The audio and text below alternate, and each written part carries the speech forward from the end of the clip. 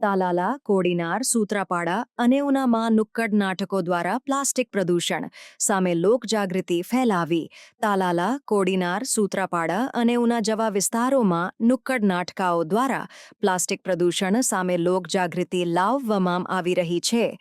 આ નાટકો દ્વારા લોકોમાં પ્લાસ્ટિકના નુકસાન અને તેના વિકલ્પો વિશે જાગૃતિ આપવામાં આવી. વિશેષ કરીને કોડીનાર તાલુકાના વડનગર ગામમાં મહાદેવ મહિલા મંડળ દ્વારા પ્લાસ્ટિક વેસ્ટ એકત્રિત કરીને ગામને પ્લાસ્ટિક મુક્ત બનાવવાનો પ્રયાસ કરવામાં આવી રહ્યો છે.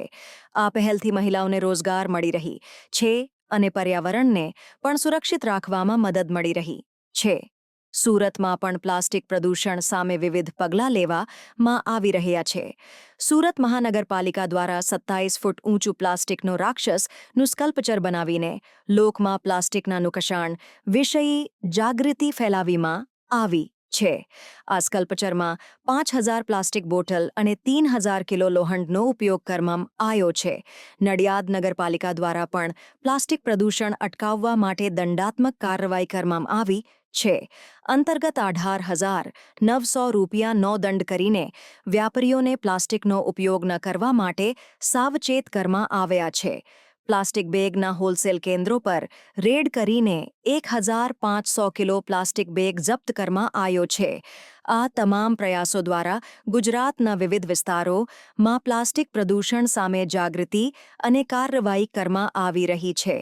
નુક્કડ નાટકો, સ્કલ્પચર અને દંડાત્મક પગલાં દ્વારા લોકોમાં પ્લાસ્ટિકના નુકસાન વિશે જાગૃતિ ફેલાવવામાં આવી છે.